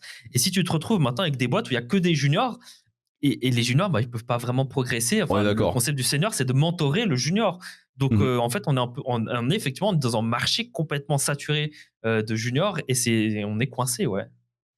En gros, je vous donne une image, d'accord ? Ce que je vais vous dire là, c'est pas multipliez-le par des dizaines de milliers de cas et c'est ça qui se passe. Je vous donne juste une idée pour vous donner une idée de l'angle. Et concrètement, tu es une PME. Tu as du code à produire, concrètement des trucs à développer. Tu peux pas tout développer, tu as déjà une équipe de dev avec, mettons, 3 devs, ok ? C'est des semi-seniors, bon, voilà, c'est pas tous des débutants. Et donc, vient la question du, ok, est-ce qu'on va recruter quelqu'un en plus ? Et là, tu te dis, bon, le budget est pas si élevé, finalement, est-ce que vous avez installé Copilot ou pas ? Non ? Est-ce que vous pouvez l'installer, s'il vous plaît ? Oui. Et 1 semaine plus tard, alors, la production, on en est où ? Comment ça se passe ? Tiens, formez-vous à Copilot pour l'utiliser correctement. Et finalement on va pas recruter de dev. Non mais c'est bon là en fait, le dev qui nous manquait, finalement on est plus productif maintenant, ça va mieux. Donc finalement on va pas recruter. Et là tu vois, juste avec une intégration d'un outil, il y a un emploi qui aurait dû exister qui n'existera pas. Bon, le très gros d'accord de Copilot égale tu recrutes pas. Il faut savoir combien de devs doivent être plus productifs pour égaler un dev en plus. Ok ? Mais maintenant, ce que je veux dire là pour l'image, c'est juste de plus de productivité dans une boîte égale, on n'a pas besoin d'avoir une personne en plus. C'est con. C'est aussi con que ça, mais tu multiplies ça par tous les cas qu'il va y avoir ou qu'il y a déjà, mais qui vont que augmenter. Et donc, déjà que le marché n'est pas spécialement bon de base pour les débutants, il devient compliqué potentiellement. Si tous les seniors deviennent de plus en plus productifs et n'ont plus besoin d'avoir, un junior qui vient pour compléter, tu vois, le petit pourcentage de code en plus, et t'as tout un marché qui va de pire en pire, en tout cas pour les débutants. Encore une fois, il n'y a pas que ce facteur-là, on est bien d'accord. Je dis juste que ça fait que l'empirer. Donc quand on me demande ça va devenir quoi, pour moi c'est important de prendre ça en compte. Ah, clairement, ça l'empire aussi, comme beaucoup de gens le disent dans le chat, on est en bear market, donc le marché financier est pas ouf. Donc les boîtes, ce qu'elles veulent faire, c'est faire de la thune. Tu fais pas de la thune en engageant quelqu'un, vraiment pas. Et tu fais de la thune en gardant ton équipe telle qu'elle est et en essayant d'être plus productif, quoi. C'est réel dans le marché actuel. Ouais. Mais encore une fois, vraiment j'insiste, j'ai pris un cliché là de Copilot parce que tout le monde comprend. Mais je peux vous mettre tous les trucs automatisés de DevOps, de machin, enfin, tous les trucs qui peuvent être processisés avec des outils qui sont très neufs, qui datent d'il y a 1 an, 2 ans, 3 ans, qu'on n'avait pas avant, et qui existent depuis 1 an, 2 ans, 3 ans, mais qui sont pas encore adoptés, qui vont l'être coup sur coup dans les 1 an, 2 ans qui viennent, parce que toutes les boîtes se disent, bon, le budget, allez, on coupe où ? Bon, bah là, on va pas prendre un DevOps, on va plutôt prendre cet outil qui fait le même boulot. Tu vois ? Et en fait, au fur et à mesure, bon, j'exagère, peut-être pas un DevOps, mais bref, en tout cas, on va pas occuper les équipes avec ça, on va prendre un outil qui va automatiser ça. En fait, on va automatiser de plus en plus de trucs où normalement on aurait dû recruter. Et voilà, ça réagit dans le chat par rapport à ça, évidemment. Ils vont foncer dans le mur. Pour moi, ces boîtes-là vont foncer dans le mur un jour ou l'autre. Parce qu'il faut pas oublier qu'en senior, ça part à la retraite. Aussi au bout d'un certain temps et il part à la retraite ou il démissionne avec toutes les connaissances qu'il a emmagasinées sur le produit qu'il a créé. Donc le but aussi d'avoir des juniors, c'est de s'assurer l'avenir de la boîte. Ouais. Mais dans l'esprit de tu dois faire des bénéfices, dans l'esprit des gens qui pensent que ça, le junior, ça leur coûte de l'argent. Alors qu'en vrai, c'est juste le futur de leur produit. Mais voilà, c'est pour ça que ta boîte voit vers l'avenir. C'est ça. Ouais, c'est ça. Mais pour le moment, eux, c'est en mode survie. Il faut survivre. La start-up, c'est la survie. On est mal, quoi. Ouais, pour le moment, c'est la survie parce que les influenceurs n'investissent pas énormément d'argent, etc. Chez Srili, ils sont où les juniors ? Alors, merci d'avoir suivi ce live. Alors, c'était sympa. Voilà, la preuve, voilà. Non, franchement, nous, à Strili, le jour où on fait de l'argent, on a envie d'engager des alternants, on a envie d'engager des juniors pour justement pouvoir former des gens et s'assurer aussi l'avenir de la boîte, quoi. Mais comme tu dis, le jour où on a de l'argent, mais le problème, c'est que la plupart des boîtes, il y a moins d'argent. Donc, forcément... Ils vont moins se poser ces questions. La plupart des boîtes, elles ont beaucoup d'argent, mais ils veulent pas le dépenser. C'est plutôt ça. Je verrais plutôt ça comme ça. Après, ça dépend des boîtes. Hein, mais moi, j'ai vu des boîtes qui ont 100 millions en banque, mais il faut pas toucher à ces 100 millions parce que au cas où, quoi. Bien sûr. Et voilà, tu vois. Sauf que, voilà, je vais pas en dire plus. Écoute, ça fait des bons dividendes à la fin. Des comptes de Strili, bien sûr. Mais oui, bien sûr. Ça n'a aucun rapport avec l'argent. Fallait pas en parler, Romain, là. Ouais, là, ça dit. Les comptes en Suisse, là, voilà, on sait, hein, c'est bon. Aux îles Canaries. Ok, et Romain, j'ai envie de te dire, finissons sur... parce que bon, je pense que ce sujet, on peut être dessus pendant encore 3 heures, hein, vraiment. Hein, il est velu, ce sujet. Ça mériterait une émission à part entière où je fermerai ma gueule pour pas balancer les sujets d'IA. Et on invitera une autre personne en plus. Comme ça, voilà. Il y aura un truc à faire. Vous nous direz si ça vous intéresse d'un peu plus cibler des gros sujets comme ça et de taper dedans pendant plus longtemps. Ce sera avec plaisir. Chaque fois qu'il dit IA, il l'offre en sub. Ouais, c'est bon. C'est... La Twitch me remercie. Hein. Il y a un mail de remerciement. Non, du coup, dernière question que j'avais notée de DubDub qui posait ça tout à l'heure. C'est pour finir, parce que c'est pour la fin, Romain. Romain, si je devais choisir un framework back en JS. Ouais, vas-y. Vas-y, j'écoute. Je t'arrête. Sachant qu'aujourd'hui, je développe en PHP ou en Symfony. Et avec une stack React en front, je choisirais quel framework back-end. Je crois avoir vu la question. Il me semble qu'il a donné la réponse dans sa question tout au début. Non, je tiens à ce que tu donnes cette réponse, Romain. Ah oui, bien sûr. Bon, la réponse est biaisée, hein, bien évidemment. Et c'est quoi ta réponse? C'est Laravel, c'est ça? Oui, moi je conseille d'utiliser Laravel, bien évidemment. Voilà. Et toi, Romain? Et toi, Silver? Moi, j'ai pas de préférence, moi. Moi, je demande à ChatGPT 4. Moi, je dirais à Denis. D'ailleurs, si tu veux, je vais lui demander, pendant que tu réponds, je vais demander à GPT-4 maintenant, je vais lui demander quel est le meilleur framework tout court en back-end. Je vais lui dire, si tu devais me conseiller un framework, tu me conseillerais lequel? Voilà. Et après, tu ouvres en deuxième tab et tu lui reposes la même question. Non, le but c'est de faire les deux. Ah bah non, écoute, Cilia est censé révolutionner le monde. Il y aura un one-shot, hein. Moi, je veux voir la consistance dans la réponse, tu vois, parce que si tu te dis ça c'est génial, et après tu te dis ça c'est génial. Non, franchement, pour du Node, que je vois que Adonis en fait. Peu importe les haters, il y a rien d'autre. Il y a rien d'autre. Non, mais franchement, il y a rien d'autre qui est productif. Et vous pouvez le comprendre. Vous faites du PHP, vous avez Laravel, vous avez Symfony. Dites-vous que le seul framework qui ressemble à tout ça, c'est Adonis en fait. Tous les autres, c'est juste en routeur, alto routeur, tu vois. Et c'est incohérent pour être productif. Donc, c'est triste à dire. Hein. J'aimerais bien qu'on ait des dizaines, mais non, il y en a pas d'autres, quoi. C'est comme ça. Malheureusement, tristement. Écoute, je pense que tout le monde valide ce que tu viens de dire. Ouais, évidemment, il n'y a aucune guerre qui sera créée. Ce que tu vois pas, c'est que Defmute, là, il est en train de bouillir intérieurement après ce que tu viens de dire. Non, moi je respecte. Je dis en JavaScript, hein, j'ai pas dit en PHP ou je ne sais quoi. Vraiment, en JS, il y a que ça, quoi. La semaine dernière, la VOD en témoignera, on en a parlé, on a répondu à cette question, on a dit Adonis tous les deux, hein, Silver. Non, attendez, moi je vais vous dire la réponse de la raison et on s'arrêtera là-dessus. Mais je vais lire la réponse de la question qu'à la fin. De ChatGPT. Oui, c'est là, on la garde pour la fin. C'est vraiment, vraiment, je vais lire cette réponse et après on coupe le live. Genre vraiment, c'est la fin totale, tu vois. Je vais vraiment la lire à la fin. Il y aura rien d'autre. Ça sera valeur d'évangile. Mais avant ça, bon, on vous retrouve quand en live et tout, les gars. C'est quand les lives là? Parce que là, Defmute, ça fait longtemps qu'on ne voit plus. Romain, ça fait longtemps qu'on ne voit plus. Moi, on me voit trop, on n'en peut plus. Bon, comment on fait? Non, moi j'ai peut-être prévu de lancer un live d'ici dimanche, ouais. Ah ouais. D'ici dimanche, c'est très proche. Hein. Voilà, ouais. Ouais, j'avoue, tu sais dans quoi tu t'engages là. mais 2023, on est d'accord. Novembre 2023. Ouais. D'ici dimanche, tu sais. Après d'ici dimanche, avant décembre. Après, je dis pas que je vais être régulier, mais comment mais non, il y a un live, quoi. Voilà, il y a un live qui est prévu. Voilà. Bah, en vrai, quand t'as arrêté le live pendant un moment, c'est dur de relancer. Hein. C'est vrai qu'il y a un truc. Moi, je sais pas si il y a que moi, mais il y a un truc où c'est dur de s'y remettre, quoi. Bah, moi après c'est pas lié uniquement à l'envie ou pas d'allumer, mais c'est que en fait c'est comme je l'ai dit, c'est physiquement. Il y a un moment donné, mes yeux quand je vois flou, je peux pas coder, quoi. Donc allumer mon live et faire ce que je faisais avant, à savoir taper tout le temps des pompes. Oui, c'était rigolo, mais putain, il y a un moment donné, j'ai envie de bosser, d'avancer sur mes trucs, quoi. Si tu veux coder en voyant flou, je peux te conseiller un outil. Je sais pas si tu le connais. Les lunettes. Ça commence par chat. Ah putain.